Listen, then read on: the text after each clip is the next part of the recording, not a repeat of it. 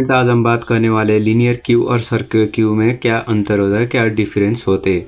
तो मैंने इसका 5 पॉइंट्स में इसका दोनों का डिफरेंस लिखा है।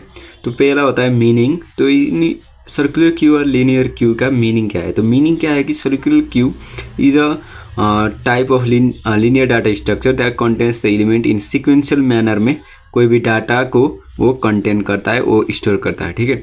और सर्कुलर क्यू क्या होता है कि ये linear data structure in which the last element of the queue is connected to the first element, thus creating a circle जैसा बनता है। जो जैसे कि इधर देखिए लीनियर क्यू में क्या होता है, इधर हमने 5, 10, 15, 20 को ऐसे इंसर्ट किया। तो लीनियर क्यू में ऐसे सीक्वेंस के रूप में स्टोर होता है। लेकिन इधर सर्कुलर में क्या होता है कि ये दो जो इंड है, ये इंड कनेक्टेड होते हैं। जैसे कि इधर 0 और 3 जो लोकेशन है वो कनेक्टेड है, और ऐसे 5, 10, 15, 20 ऐसे स्टोर होता है सर्कुलर क्यू में, ठीक है। और इंसर्शन और डिलीशन के रूप में क्या अंतर होता है कि जो लीनियर क्यू है उसमें इंसर्शन क्या होता है, फ्रंट रियर इंड से होता है इंसर्शन, और डिलीशन जो है फ्रंट इंड से होता है।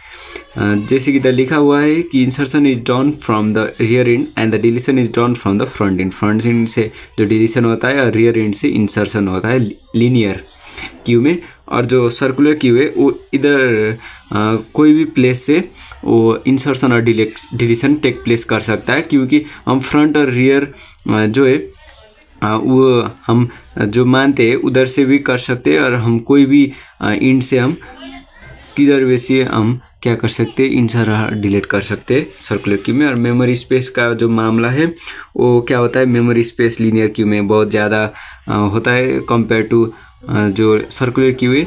और सर्कुलर क्यू में क्या होता है कि कम स्पेस लेता है, क्योंकि जो लीनियर क्यू है उसमें जब हम रियर एंड में एलिमेंट को इंसर्ट करते हैं, उसके बाद हम फ्रंट एंड से कोई भी डाटा एलिमेंट को डिलीट करते हैं, तो फ्रंट एंड में डाटा एलिमेंट होना चाहिए। जैसे कि जो आगे वाला जो स्पेस खाली हो जाएगा रियर एंड में, तो हम उधर कोई भी डाटा एलिमेंट को इंसर्ट नहीं कर सकते। जब हम फ्रंट एंड से कोई भी डाटा एलिमेंट को डिलीट कर देंगे तो उस फ्रंट एंड में हम कोई भी डाटा को इंसर्ट नहीं कर सकते, क्योंकि हम रियर एंड से ही कोई भी डाटा एलिमेंट को इंसर्ट करेंगे। और फ्रंट एंड जब खाली होगा तो हम उस स्पेस को हम यूटिलाइज नहीं कर सकते लीनियर क्यू में, लेकिन सर्कुलर क्यू में हम उस स्पेस को भी यूटिलाइज कर सकते हैं।